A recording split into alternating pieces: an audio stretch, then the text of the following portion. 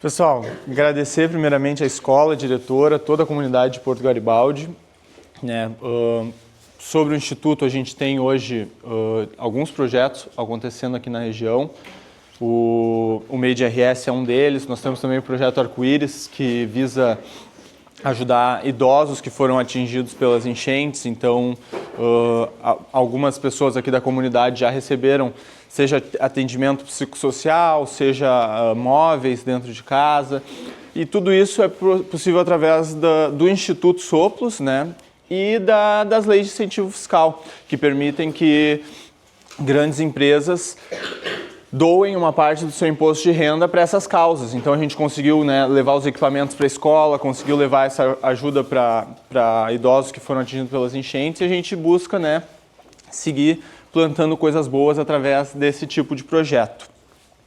Hoje eu vou trazer para vocês aqui um pouquinho do que foi abordado nas aulas com os nossos alunos. Tá? Eu quero, antes de mais nada, parabenizar a comunidade, porque realmente esses adolescentes, essas crianças, eles são muito educados, mas uns alunos prestativos, assim. Eu confesso que eu não sou o maior fã de adolescente, então eu fiquei surpreso com essa comunidade aqui de Porto Garibaldi, porque o respeito que foi demonstrado em sala de aula, a atenção desses alunos é realmente algo que deve ser destacado.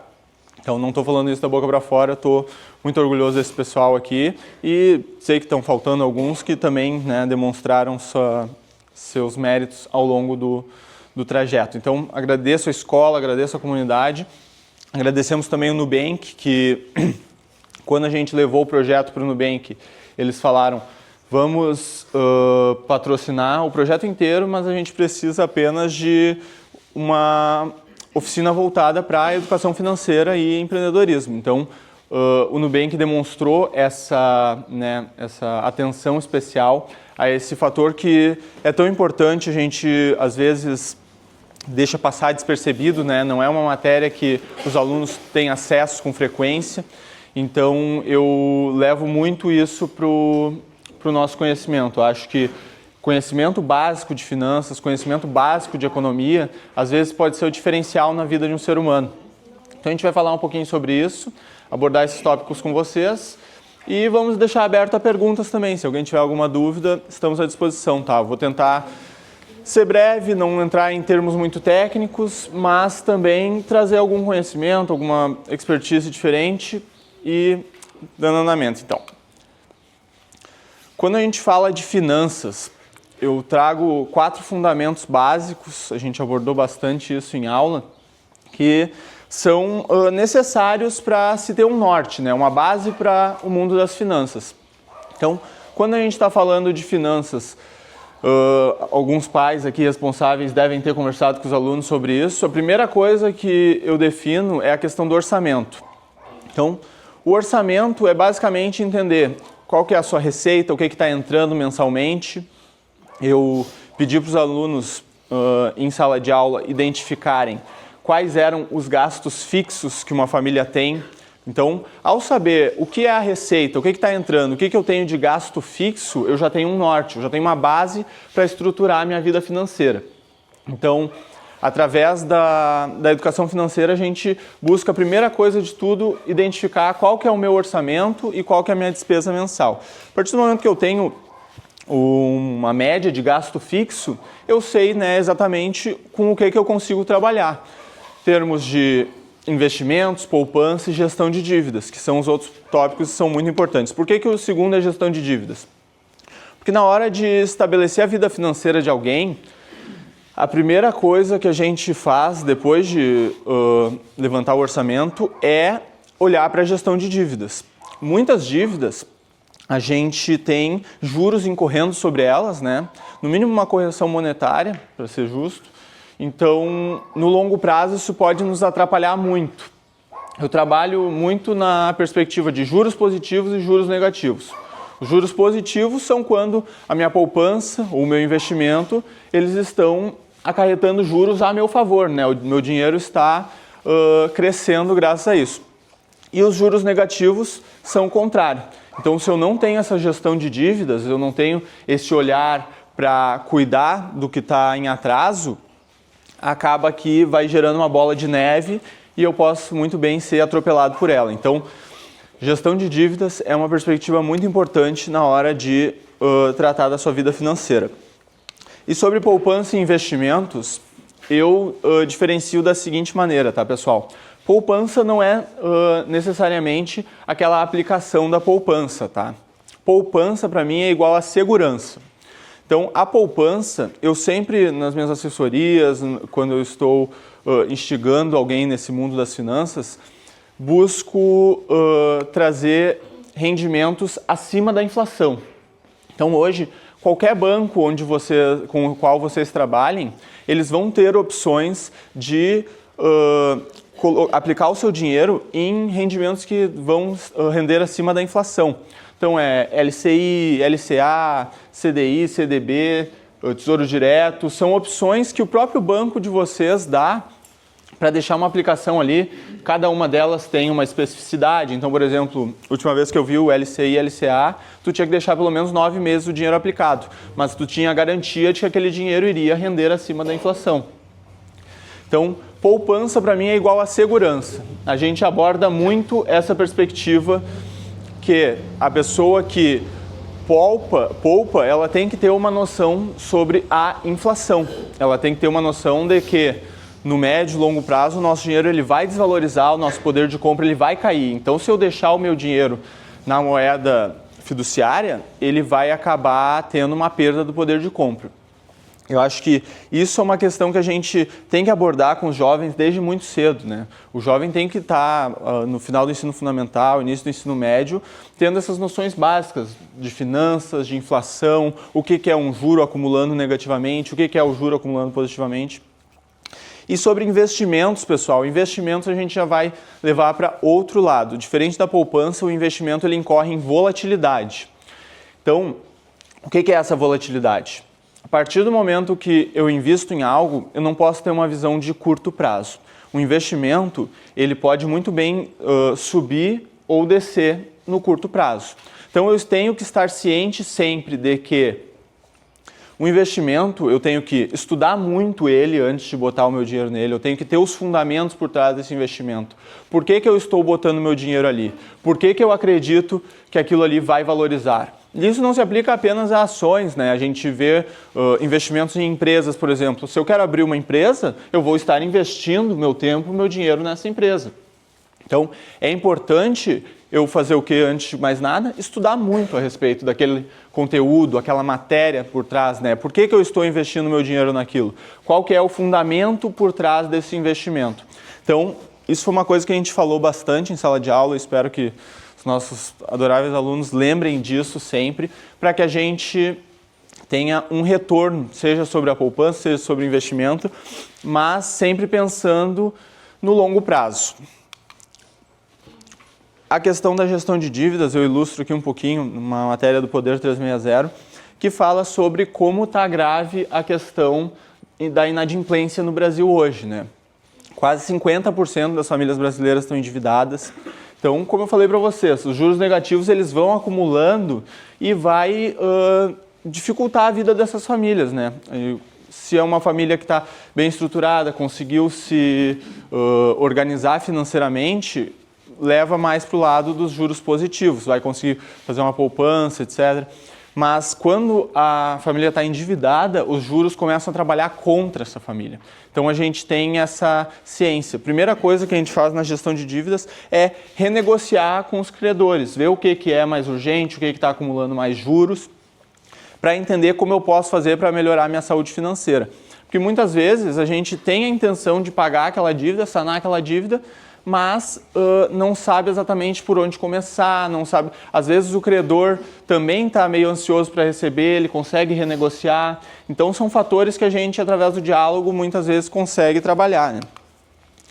Aqui é uma distribuição do saldo inadimplente por modalidade, para vocês terem uma noção onde está as dívidas brasileiras hoje, né? Eu vou passar para não ficar me atendo muito a esse conteúdo, dar andamento. A preferência temporal, outro conteúdo muito importante quando se fala de economia, tá? Os economistas mais respeitáveis, eles têm essa questão da preferência temporal intrínseca, tá? Então, o que a gente leva? Se a pessoa tem uma alta preferência temporal, ela tende a uma visão de curto prazo. Ela acaba incorrendo em dívidas desnecessárias, ela acaba gerando gastos supérfluos, superficiais, ela muitas vezes gasta com a intenção de impressionar as pessoas. Isso é uma alta preferência temporal. Não tem o que nós chamamos de visão de longo prazo, a baixa preferência temporal, que é aquela pessoa que estuda visando um futuro, é aquela pessoa que guarda visando o futuro, é aquela pessoa que se cuida visando o futuro. Então a baixa preferência temporal, ela tende a ter bons retornos de longo prazo. E a gente destaca muito isso na economia, que quando a gente tem uma baixa preferência temporal, a gente consegue fazer o nosso dinheiro trabalhar para nós, ou no mínimo, né, ter aquela segurança nos momentos necessários. Então, esse gráfico aqui, eu levei para os alunos algumas vezes, porque ele é muito bacana em termos tanto de poupança quanto de investimento. O que ele simboliza, tá? Vocês estão vendo o vermelho aqui? Ele é o meu aporte mensal. Muitas vezes as pessoas pensam, eu só tenho 10, 20 reais sobrando por mês, né? Não dá para investir com isso. Muito pelo contrário, pessoal. O longo prazo ele é um superpoder. A gente, botando um pouquinho todos os meses, a gente vê que no longo prazo o nosso aporte vai ficar cada vez menor em relação ao resto do nosso patrimônio. O verde aqui é o nosso montante no longo prazo. Então, se eu vamos botar 10 reais por mês numa poupança ou num investimento. Isso aí, no longo prazo, os 10 reais vão ficar cada vez menor com relação ao nosso montante. E depois de um tempo, os juros positivos que eu falei começam a trabalhar a nosso favor. Então, um investimento, um ativo que rende acima da inflação, em 1 ano, 2 anos, é impressionante o quanto que isso acaba tendo de retorno para um ser humano. E como eu disse, tudo é questão de visão de longo prazo, ter essa noção da importância de guardar, de investir, mas também ressalto sempre, se for investir tem que estudar muito, pessoal, tem que ter os fundamentos por trás desses investimentos. Eu vou abordar alguns investimentos que tiveram bons retornos nos últimos tempos, mas antes eu vou dar mais uma pincelada na questão da inflação. Eu acho muito importante, levei para os alunos bastante a questão da perda do poder de compra. O real brasileiro é a nossa moeda mais bem sucedida, por incrível que pareça, tá? E aqui está o quanto corroeu o poder de compra até abril de 2025. Ou seja, R$100 hoje equivale a 11,78 em 1994, quando a moeda foi lançada. Então, a inflação ela é um fenômeno inerente da moeda estatal. É inevitável, tá, pessoal? Porque no longo prazo, a tendência é que mais dinheiro vai ser emitido na economia e, com isso, a nossa moeda vai desvalorizar. Tem outros pontos, é claro, né? A gente sabe que para quem exporta não é interessante ter uma deflação. Então, se o Brasil é exportador de soja, por exemplo. Se a gente valorizar muito a nossa moeda, a nossa soja vai ficar mais cara e vai dificultar para esses produtores. Então, também tem esse fator. Mas para a população base, fica muito difícil a questão de a nossa moeda estar desvalorizando descontroladamente. O próprio governo, muitas vezes, emite uma missão, né? Não vamos inflacionar mais do que X, e acaba ultrapassando essa barreira. Isso prejudica muito o consumidor. E eu acredito que nos últimos meses todos nós sofremos com a inflação sobre o básico, né? Os alimentos na prateleira do supermercado. Então, a gente ter esse conhecimento é importante para a gente se blindar, digamos assim, frente a esse fenômeno monetário. Para vocês não pensarem que é apenas a moeda brasileira, tá? O dólar, que é a reserva mundial de valor, também tem uma inflação inerente a ele. O dólar ele não se valoriza desde os anos 40, para vocês terem uma noção. E de 1970 e tantos para cá, o dólar teve 90% de perda do poder de compra, bem parecido com o real, de 94 para cá. Então, é inerente ao poder estatal inflacionar a moeda, é inevitável. A gente pode aprender com isso. A gente pode aprender com isso para proteger o nosso patrimônio, proteger nossas famílias, etc. Tá? Então, eu trouxe muito para os alunos os conceitos da Escola Austríaca de Economia, que ajudaram muito na minha trajetória até aqui. E eu recomendo sempre, para quem está buscando entrar no mundo da economia, ler algumas obras desses autores, porque eles têm obras bem introdutórias, estão disponíveis na internet de forma gratuita, dá para baixar o PDF. Então, eu ressalto muito a obra desses autores, como Hayek, que nós estamos vendo aqui, e, perdão por ter trazido a citação em inglês, mas eu vou traduzir, a gente fala que a liberdade ela não significa apenas que o indivíduo tem a oportunidade e o fardo da escolha. A liberdade também significa que ele tem que lidar com as consequências das suas ações. A liberdade e a responsabilidade são inseparáveis. Então, eu destaquei muito isso para eles. Liberdade demanda responsabilidade. Nós podemos fazer tudo aquilo que a gente quiser, mas cada um de nós é o principal responsável pelas consequências das nossas ações. Então, liberdade igual a responsabilidade. Isso eu venho frisando há anos já e os nossos alunos eu espero que levem esse gatilho para si. Então, o trabalho do Hayek, que é esse autor que eu mencionei para vocês, ele pode ser encontrado na internet, para quem quiser depois pesquisar, videoaulas no YouTube, destaquei isso para os alunos também. E tem diversos aspectos que geram uma base para a economia e podem agregar muito. Então, quando a gente fala do Hayek, ele tem uma questão do uso do conhecimento na sociedade, onde ele traz que o conhecimento está disperso na sociedade.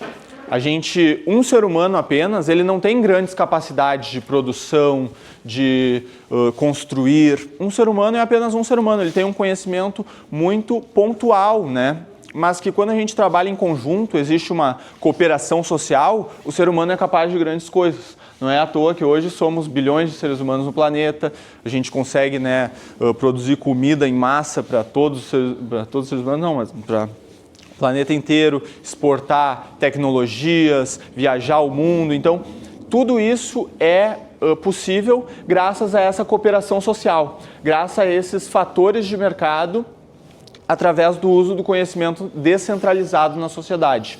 Então, eu gosto também do Milton Friedman, que é um economista que ele traz o exemplo de uma caneta, um lápis, desculpe. Tu pega um lápis e tu analisa cada aspecto daquele lápis. A tinta que cobre ele, a madeira, o grafite, o latão em volta da borrachinha na ponta, a própria borracha. Cada um desses fatores, ele não pode ser juntado para formar um lápis por uma única pessoa. É necessário milhares e milhares de pessoas extraindo esses insumos da natureza, juntando todos esses insumos para fazer com que seja possível criar um lápis que a gente adquire por ali R$1. Então, imagina a trabalheira que seria para um único ser humano fazer um lápis, né? É praticamente impossível a gente conceber isso. Então, esse é o uso do conhecimento na sociedade. A capacidade que o ser humano tem de diversificar o seu conhecimento através da junção e da cooperação social. Então, a gente busca entender isso para entender a economia. Ele também fala sobre, no livro Caminho da Servidão, sobre como a intervenção estatal em excesso pode prejudicar esses fenômenos de mercado. Então, por exemplo, quem tem um pouco mais de idade aqui viveu o período de hiperinflação, de tentativa de congelamento de preços por parte do governo, não é mesmo? O governo tentava, para não deixar os produtos subirem de valor, congelar os preços na prateleira do mercado. Não é assim que a economia funciona, né, pessoal? Se aquele produto tiver um congelamento de preços, a pessoa que está produzindo vai acabar tendo prejuízo para produzir aquilo. O que isso vai fazer? Vai fazer com que o produto saia de circulação. Então, por mais difícil que seja a gente lidar com esse aumento dos preços, o mercado vai ter que se regular para esses fatores acontecerem ao natural. Então, Hayek destaca muito isso, que a intervenção estatal ela tem que ter um limite na economia.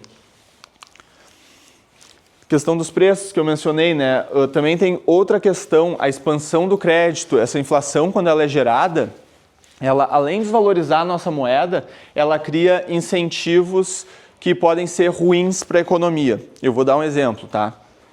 Digamos que a expansão do crédito está descontrolada, tem muito dinheiro sendo jogado na economia. Aí, os seres humanos começam a gastar em coisas que eles não precisam. Eles começam a incentivar áreas do mercado onde antes não existia incentivos para produzir. E aí, digamos que aquela área do mercado começa a produzir mais, vai ver uma demanda ali e vai começar a produzir cada vez mais. Depois de um tempo, quando o mercado desacelerar, porque é isso que acontece depois de um processo inflacionário, chega um momento que o mercado desacelera, esses empresários que investiram nas suas empresas para produzir aqueles produtos onde havia demanda, eles vão quebrar porque não vai mais ter a demanda por aqueles produtos. Então, esse crédito, ele faz isso. Um bom exemplo que nós temos é a crise de 1929 nos Estados Unidos, onde o governo americano estava emitindo muita moeda, muito crédito, e as pessoas começaram a gerar bolhas com isso no mercado de finanças. As pessoas acharam que era só pegar esse dinheiro, aplicar na bolsa de valores, e com isso elas iam ganhar cada vez mais dinheiro, né? O que aconteceu? A bolsa quebrou. Por quê? Porque tinha muita gente jogando dinheiro lá para dentro, sem fundamentos, sem um estudo de caso para entender por que estavam fazendo aqueles investimentos, sem falar que nem era um dinheiro delas, né? Era um dinheiro emprestado, que estava incorrendo em juros e tudo mais. Então, isso gera bolhas financeiras. Tivemos uma questão parecida com a crise de 2008 e a tendência é que sempre esse processo inflacionário gere questões parecidas. Então, Hayek também destaca a questão da segurança jurídica, como é importante para um país ser bem desenvolvido ter segurança jurídica. A gente precisa que os incentivos eles sejam positivos. Então, eu, como empresário, vou produzir mais naquela área porque existe uma demanda por aquela área, existe, digamos que eu seja açougueiro. Eu produzo carne porque existe demanda pela minha carne, eu vou ter incentivos positivos quando o consumidor for o centro das minhas atenções. Então, o consumidor vai consumir mais da minha carne quando eu tiver uma carne de qualidade, um preço justo, um bom atendimento. Mas digamos que a gente viva num mercado onde não é possível tu produzir sem muita intervenção, ou eu sou assaltado com frequência. Como isso vai afetar? Essa insegurança jurídica, ela vai fazer com que o meu produto encareça, o meu produto perca qualidade. Então a gente tem que ter essa noção de segurança jurídica, como é a importância do respeito à vida, liberdade, propriedade, como é importante o respeito aos contratos voluntários, para que a sociedade se desenvolva como um todo. Então, Hayek morreu em 92 e as ideias dele foram botadas à prova inúmeras vezes, tá? A gente tem a crença de que a crise de 2008, por exemplo, foi um guia prático de como as ideias do Hayek estavam certas.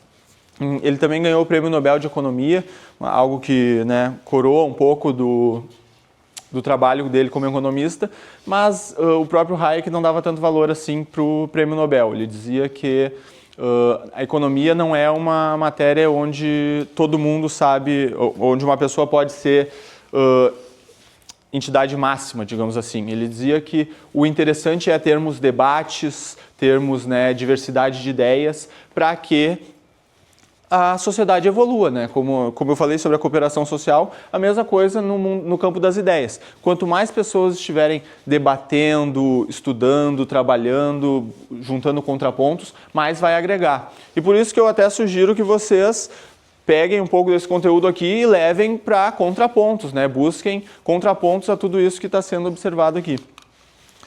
Falando então sobre o campo dos investimentos, tá, pessoal? A gente traz aqui alguns investimentos que valorizaram bastante nos últimos anos. Destaco, antes de mais nada, isso não é uma sugestão de investimentos, tá, pessoal? Isso é um exemplo sobre o que funcionou nos últimos anos. O que vai funcionar a partir de aqui, o que vai dizer é o que vocês estudarem bastante, tiverem noção, tiverem conhecimento por trás, mas a gente consegue ter uma base do que funcionou nos últimos anos, então eu vou mencionar para vocês, tá? O ouro, que é provavelmente o mais famoso de todos os investimentos na história da humanidade, porque ele é algo que tem uma grande demanda por parte do ser humano, ele já foi usado como moeda, como meio de troca, e hoje ele é algo bem valioso, A gente teve ali entre 97 e 2004 um período que o ouro estava instável, assim, não estava tão bem. Só que a partir de 2004, a gente teve o lançamento do ouro digital. As pessoas puderam começar a investir nesse ativo de maneira digital. E olha o salto que deu entre 2004 e 2012. Uma valorização de 359%, simplesmente porque as pessoas tiveram uma democratização do acesso ao ouro, digamos assim. Elas puderam começar a investir nele de forma digital. O que eu sempre falo, tá, pessoal? Quem busca dinheiro fácil, quem quer o caminho, né, de ganância, etc., geralmente vai se dar mal. Olhando por esse aspecto aqui, o ouro passou 6, 7 anos só valorizando. A partir daqui, muita gente pode ter investido pensando, preciso entrar nessa carona, né? Não posso perder esse barco passando. Não estudou os aspectos, não se informou direitinho e acabou botando dinheiro sem estar informado. Olha os anos seguintes aqui como teve uma desvalorização e até uma estabilidade, né? Então, isso são fatores que a gente tem que levar em consideração. Quem visou o longo prazo acabou se beneficiando igual, porque agora, hoje, o ouro já valorizou a $3.000 a onça de ouro. Mas quem quis entrar como uma visão de curto prazo, quis aquela valorização imediata, essas pessoas geralmente no mercado elas quebram a cara, tá, pessoal? E não apenas se tratando de investimentos, a gente vê isso também em questão de empresas, etc. Gente que abre uma empresa porque acha que aquele ramo está dando dinheiro, viu o vizinho se dando bem, mas muitas vezes ignora, né, o que o vizinho fez para estar se dando bem. Será que é mais por ele ter acertado numa loteria ali, achado o ramo certo, ou ele se preparou, ele, né, estudou, investiu no momento certo? Então, esses são fatores que a gente tem que levar em consideração. Outro exemplo aqui, tanto de visão de longo prazo, quanto de não buscar dinheiro fácil, tá, pessoal? O Bitcoin, ele foi uma moeda criada em 2008, a primeira moeda digital, e ele tem diversos, dá para fazer uma palestra inteira só sobre Bitcoin, assim como o ouro, mas ele tem diversos aspectos assim muito peculiares, muito interessantes. Só que, o que aconteceu? As pessoas viram valorizando de forma estratosférica e muita gente foi gananciosa, pensou, vou ganhar dinheiro fácil. Não é assim que funciona em nada no mercado, pessoal. Tem até um ou outro que acaba acertando uma loteria, mas a gente tem que ter a humildade perante o mercado, seguir as regras do jogo. Então, o Bitcoin, o exemplo é bom também porque apareceu muito golpista, né? Então, gente oferecendo, compra Bitcoin de mim, umas coisas assim, e aí a pessoa dava o dinheiro para um desconhecido ou para um farsante e acabava tendo um prejuízo gigantesco. Aposto que alguém aqui já viu alguma notícia no Fantástico da vida, por exemplo, de o golpe do Bitcoin, algo assim. Só que, para quem estudou os fundamentos dessa criptomoeda, analisou com calma, teve, né, a paciência necessária, seguiu as regras do jogo, conseguiu entender o que é uma carteira digital de Bitcoin, como eu faço para comprar, o que é o halving a cada 4 anos, que é o período no qual a oferta ela é cortada pela metade, ou seja, a cada 4 anos a gente tem a oferta de Bitcoin emitida na economia cortada pela metade. Então, diferente da moeda estatal, é uma moeda que a gente sabe exatamente quanto vai estar circulando na economia. Isso gera quase que um processo deflacionário. A gente sabe que está seguindo ciclos no qual ele vem valorizando. Mas, como eu disse para vocês, depois de todo o topo, vem as quedas. E aí a gente tem que ter a noção disso, a visão de longo prazo e também, como eu disse, né, não pode investir hoje achando que amanhã vai estar rico. Não existe para nada no mundo isso, tá, pessoal? Nada honesto, pelo menos. Sobre timing e diversificação no mercado. A gente vê a S&P 500, que é como se fosse uma bolsa com as 500 maiores empresas do mercado de ações, tá? A S&P 500, ela entre 2000 e 2024, teve um desempenho anual de 10,2% ao ano de melhora nos valores dela. Só que, o que acontece? Se a pessoa não tem essa visão de longo prazo e ela perdeu alguns momentos, vendeu porque achou que estava no momento errado, perdeu alguns dos melhores dias, esse retorno ele já diminui muito, como vocês podem ver aqui. Então, é importante ter essa visão de longo prazo, não querer um enriquecimento fácil. E mais um último exemplo sobre investimento que rendeu bastante nos últimos anos é a NVIDIA. Esse exemplo é bom porque a gente teve de 2022, 2023 para cá, a febre da inteligência artificial, né? E a NVIDIA foi uma empresa que investiu bastante nesse setor. Antes era apenas para gráficos de videogames, se não me engano. Posso estar enganado, a tecnologia não é exatamente meu forte. Mas é uma empresa que, a partir de um certo momento, começou a investir em inteligência artificial. O que isso impactou? Ela valorizou muito. Por quê? Porque era o timing certo, né? A inteligência artificial estava muito em voga. Mesma coisa para quem queria enriquecimento fácil. Pode ser um tiro no pé. Então a gente teve aqui entre 2024 e 2025, não lembro exatamente qual momento, o lançamento da inteligência artificial chinesa, o DeepSeek, imagino que alguém tenha ouvido falar, e aí teve uma desvalorização bruta nas ações da NVIDIA e outras empresas que estavam investindo em inteligência artificial, porque os chineses trouxeram uma bem melhorada. De lá para cá até que teve uma recuperação, só que a gente não sabe como vai ser a partir daqui, né? Como a empresa vai se portar perante esses novos desafios que a inteligência artificial chinesa trouxe. Então, isso é o interessante da gente analisar. A pessoa que estava comprada em NVIDIA, ela seguiu se informando, seguiu se atualizando, seguiu entendendo os fundamentos por trás da empresa, a empresa está se portando bem perante o mercado? Essas são questões importantes da gente responder, tá? Então, quando uma pessoa ela se informa, se estuda bastante, né, se cuida perante o mercado, segue as regras do jogo, ela tende a ter esses retornos. Quem quer dinheiro fácil, quem é ganancioso, quem tem alta preferência temporal, como eu mencionei, tende a seguir de uma forma não tão produtiva. Então, eu trago também aqui o testemunho de Murray Rothbard, que é outro economista. Ele traz um pouco da questão de como a economia de mercado ela pode agregar globalmente, né? É impressionante como o ser humano evoluiu a partir de cada revolução industrial. Nós estamos na 4ª revolução industrial atualmente. Então, com cada revolução industrial, nós tivemos avanços na nossa expectativa de vida, na produção de alimentos, na produção de tecnologia. Então, são diversos fatores que são impactados pelo mercado, como o Murray Rothbard trouxe, né? É um conjunto social. As pessoas têm que trabalhar em cooperação para produzir de forma forte e produtiva. Do contrário, individualmente fica muito difícil. Então, o que o mercado nos trouxe com isso? Não apenas o mercado, a sociedade como um todo, né?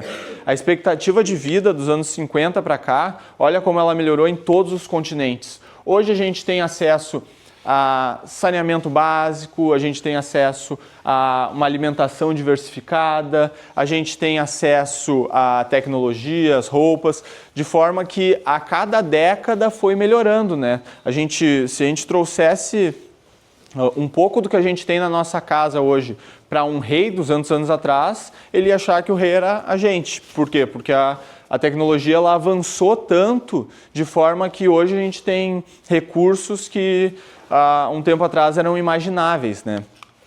Outra perspectiva aqui, desde a primeira Revolução Industrial, o tanto que a mortalidade infantil diminuiu. Como era difícil para uma criança passar pela infância, né? Para seguir até a idade adulta, o índice de mortalidade infantil ele era muito alto. E de décadas para cá, um pouco mais de um século, isso virou, pelo contrário, completamente. Então a gente sabe que é graças a essa cooperação social que nos trouxe esses fatores que eu mencionei. Maior produção de alimentos, uma higiene, né, melhor praticada através do saneamento básico, infraestrutura. E outra questão é a diminuição da pobreza. A gente teve outro gráfico que se inverteu. Na época entre a primeira e a segunda Revolução Industrial, a gente tinha 9 a cada 10 pessoas vivendo na pobreza extrema. E hoje esse número é de 1 a cada 10 pessoas. Então o mundo realmente melhorou nesse tempo todo, graças ao desenvolvimento humano, essa cooperação social aumentou muito a população e diminuiu muito os índices de pobreza. O que a gente, às vezes, pode ter de contraponto? O planeta, né, não está do mesmo jeito de quando tinha menos gente nele. Então, a parte ambiental da coisa é outra perspectiva, tá, pessoal? Não vou entrar nesse mérito. Eu escuto bastante que o ser humano, por estar se expandindo dessa forma, está prejudicando o planeta, está prejudicando outros seres vivos. Isso aí é algo que dá para ser estudado também, mas em termos de qualidade de vida do ser humano, as coisas melhoraram na maioria dos países. Inclusive, temos uma ambientalista vindo falar para vocês em breve, né, diretora? Eu acho que tem uma palestra marcada aqui para desenvolvimento sustentável, etc., que também vai ser trazida através do projeto bem bacana. Então, o mercado ele possibilita tudo isso que eu mencionei. E ele só possibilita isso através da liberdade econômica. Então, Ludwig von Mises, outro autor austríaco, que nos traz as bases da economia, e ele fala a importância de o consumidor ser o centro do mercado. Porque quando o consumidor é o centro do mercado, a gente consegue desenvolver cada vez melhor os setores. Então, por exemplo, aqui no Brasil é um bom exemplo. Quem tem um pouquinho mais de idade consegue lembrar como era difícil ter uma linha telefônica algumas décadas atrás, não é mesmo? Então, hoje, qualquer um tem um telefone na palma da mão, tem acesso à tecnologia, tem tudo. Há algumas décadas atrás era muito difícil ter uma linha telefônica. Então, o mercado ele se desenvolveu de forma que essas tecnologias elas ficaram mais acessíveis, graças ao consumidor. O consumidor é rei, porque quando eu tenho o consumidor no centro do jogo, eu vou buscar agradar a ele. Como que meu produto vai ficar com mais qualidade? Como que eu vou produzir um produto mais barato? É isso que os empresários têm que se preocupar. E aí, quando a gente tem essa intervenção desmedida, acaba prejudicando o consumidor, o mercado e a sociedade como um todo. Então, lembram que eu falei sobre o uso do conhecimento na sociedade, como não dava para o conhecimento ser centralizado em uma única esfera? No Brasil a gente tem, né? Aqui em Brasília, o nosso país ele é centralizado em uma esfera chamada Brasília. Então aqui tem no Conselho Nacional de Política Fazendária esses números. A maioria dos estados manda para Brasília R$100 e quanto que volta em retorno? O nosso Rio Grande do Sul, por exemplo, para cada R$100 que a gente manda para o governo federal, volta 30. Então é essa centralização tanto do poder quanto da tomada de decisão que prejudica um pouco a nossa sociedade. Outra questão é, como eu mencionei, quem produz riqueza, quem faz com que o PIB se desenvolva, o Produto Interno Bruto, é a iniciativa privada, empresários, empreendedores e os funcionários da iniciativa privada. Pessoal, só para deixar claro, nada contra servidores públicos, aposentados, todo mundo é parte da engrenagem, tá? Só que como é que menos de 25% da população brasileira vai ser responsável por produzir tudo aquilo que o restante vai, tanto em questão de fornecer para o Estado, quanto em questões de fornecer para a sociedade como um todo. Então, aí a gente tem uma discrepância que é preocupante no nosso país. E, por fim, a gente vai falar um pouco sobre a questão demográfica. Nós temos uma crise demográfica se aproximando. O que isso significa? As famílias estão produzindo cada vez menos filhos, né? Nas últimas décadas foram cada vez menos seres humanos nascendo. E a gente tem um momento em que vai chegar a ter menos contribuintes do que beneficiários na Previdência. A população ela está envelhecendo e não vamos estar suprindo essa demanda, tanto por mão de obra quanto por contribuintes na Previdência. Isso é algo que o ser humano tem que estar preparado e tem que se adaptar, que senão o carro vai passar por cima, tá? A gente sabe que isso é uma realidade, já está batendo na porta. Então, aqui no Brasil, por exemplo, tem uma estimativa de número de nascimentos até 2100, o quanto que isso vai mudar. O que isso significa? Mais gente envelhecendo, a gente vai ter mais responsabilidade por essas pessoas que já passaram pelo mercado de trabalho e agora vão precisar ser né, ter o benefício da Previdência. E a mão de obra vai ficar cada vez mais escassa. Tem um lado positivo, é claro, os nossos jovens aqui eles vão ter uma mão de obra bem valorizada. Se eles se prepararem bem e estiverem aptos a atender as demandas, eles podem, né, atuar na área que eles quiserem e fornecer o produto ou serviço que eles quiserem de forma que vão ser valorizados.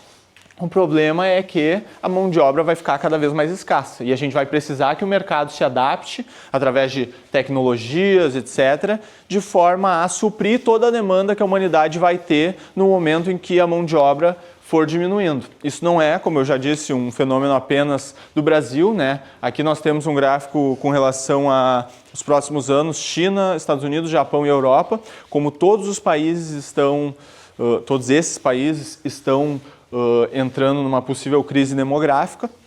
Então, a gente tem que estar ciente disso.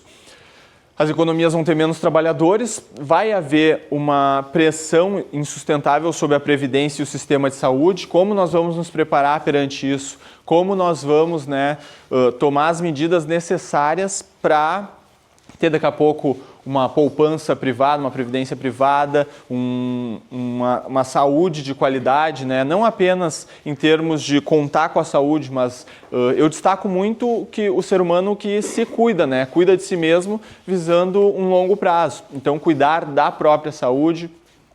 A falta de profissionais qualificados no mercado. Nós temos aqui os nossos jovens que podem muito bem suprir boas demandas e serem valorizados frente ao mercado de trabalho. Eu vi muito potencial aí nessas 6 semanas que eu estive com eles. E uma reconfiguração do poder global, né? O crescimento ele vai ficar restrito a quem atrair ou reter a população jovem, que vai ficar cada vez mais escassa. A pergunta que a gente pode se fazer é, será que o Brasil vai ser um desses países que vai atrair essa mão de obra que vai ser tão qualificada? Então, por hoje é isso, pessoal. Eu agradeço muito o tempo de vocês, né? Como a diretora mencionou, terem saído de casa numa manhã fria dessas para ouvir sobre economia e finanças. E estou à disposição se alguém tiver alguma pergunta. Posso? Claro. O que o senhor acha nessa última questão que o senhor falou, será que o Brasil vai ser atraente para os jovens? O senhor acha que hoje o Brasil é atraente para os jovens? Alguns setores, tá, meu amigo? A gente tem setores, o nosso agro hoje é pioneiro no mundo, então, e tem outros setores, tá, que podem ser atraentes hoje sim, mas o interessante sobre o Brasil é que os ciclos econômicos são muito curtos. A gente tem a cada 4 anos uma eleição, os governos federais, eles ideias e visões muito diferentes de mundo, né? Então a gente vê as coisas mudarem muito de 4 em 4 anos. O brasileiro, infelizmente, não tem essa preferência temporal baixa. A visão de curto prazo ainda é a mais preponderante, né? Nós temos números preocupantes hoje, a questão de uma fatia imensa do Bolsa Família sendo inserida em jogos de azar na internet. Então, são questões hoje que o brasileiro preocupa bastante. Temos motivos para ser otimista, como eu disse, temos setores da nossa economia que se desenvolvem bem, apesar dos pesares, e nós temos também muito recurso natural, né? Isso é o bacana, é o que pode agregar para o nosso país. Mas só o tempo dirá, né? Eu não gosto de ficar fazendo previsões assim, mas acho que tem motivo para ser pessimista, tem motivo para ser otimista. E acho que quem estudar mais vai ter motivos para ser mais otimista no médio e longo prazo. Mais alguém, pessoal? Então, por hoje é isso. Agradeço muito, tá, todos vocês. Eu vou entregar os certificados para quem fez 50% de presença nas minhas aulas. Quem não fez os 50% ainda tem chance de receber o certificado do projeto como um todo, tá? Eu fiz um certificado específico para a aula de Economia e Finanças. E daí depois vai ter mais um certificado do projeto Made in RS. Eu posso deixar os que não vieram com a senhora daí? Claro. Então tá, muito obrigado, pessoal.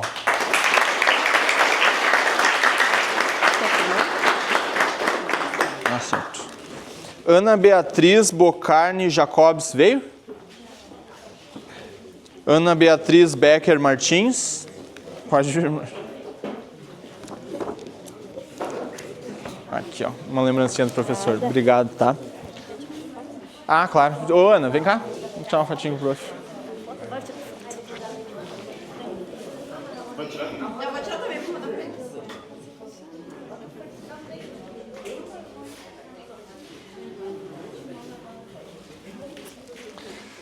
Bruno dos Reis Brustolin.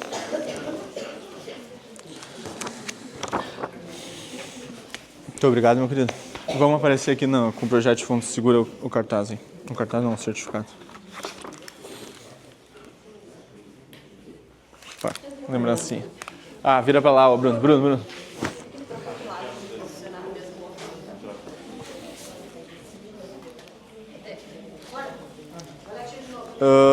Carlos Eduardo de Carvalho Coleman.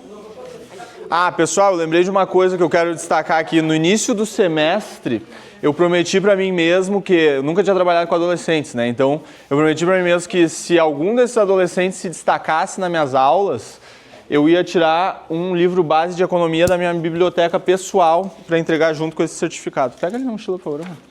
Tem 2. Então, esse rapaz aqui, eu quero uma salva de palmas para ele, porque ele se destacou. E além da lembrancinha do professor, ele vai levar um livro que eu acredito que pode agregar bastante para ele. Vira lá.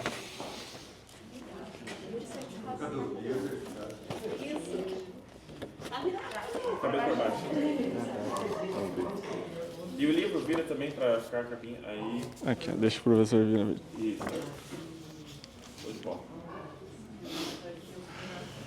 Tivemos 2 destaques, tá? Eu vou chamar depois o próximo. Cauã Baroni da Rosa, veio?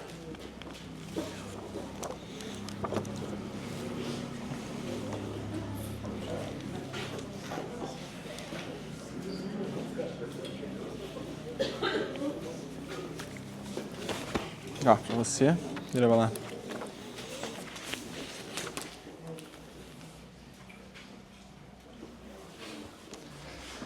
Christian Ferreira Correia.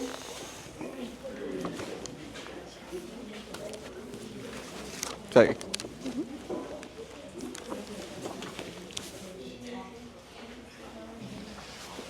Davi da Rosa de Campos veio?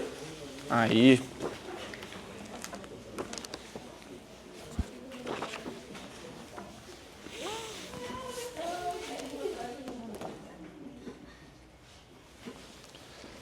Diogo Garcia Facchini.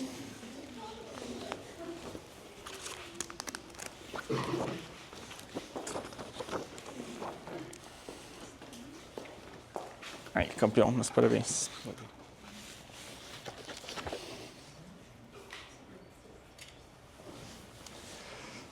Enzo Oliveira da Silva. Veio? Não? Ali.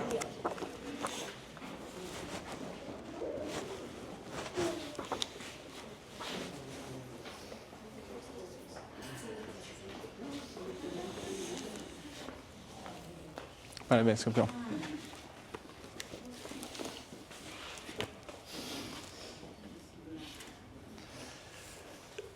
Gustavo Duprati Jolon. Falei certo?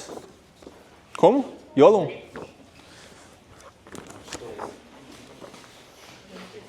Parabéns, campeão. Senti falta de ti nas últimas aulas. Trabalhamos. Faz parte, tá certo. Tá? Quando tiver alguma coisa de economia, dúvida, qualquer coisa, tu me chama ali no Instagram. Pode deixar.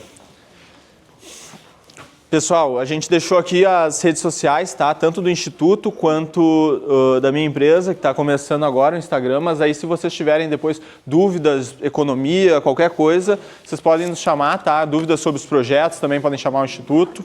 Isabela Valentina Kuhn veio? Aí, parabéns, meu anjo.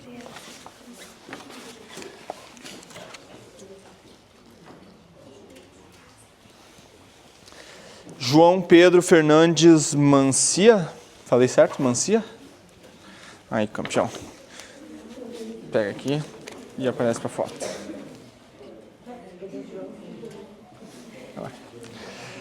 Nosso outro destaque, João Vitor Crote da Silva. Aí, meu garoto. Fiquei muito orgulhoso de você. Vamos aí.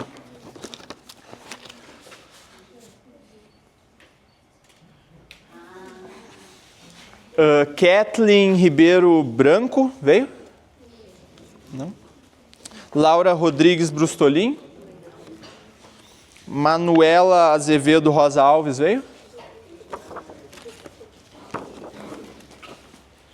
Meus parabéns, meu anjo.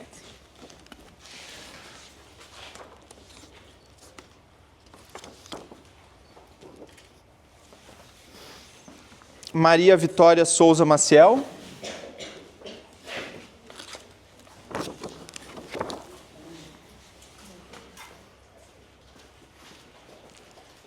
Parabéns, meu anjo. Dá um sorriso. Marina Abdon Oliveira Rosa. Mirela Cristófoli dos Santos.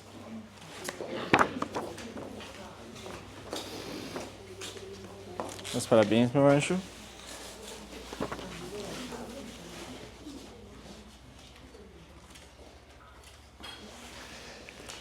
Natanael Baroni Oliveira. Ei? Tá aí o campeão. Parabéns, macho.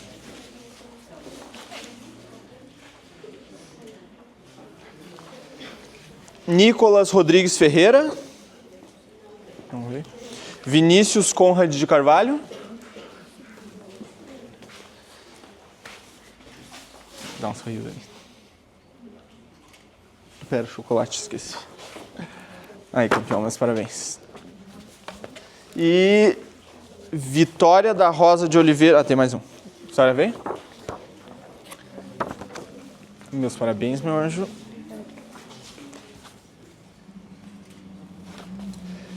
Vitória do Nascimento Lira. Não veio? Oi?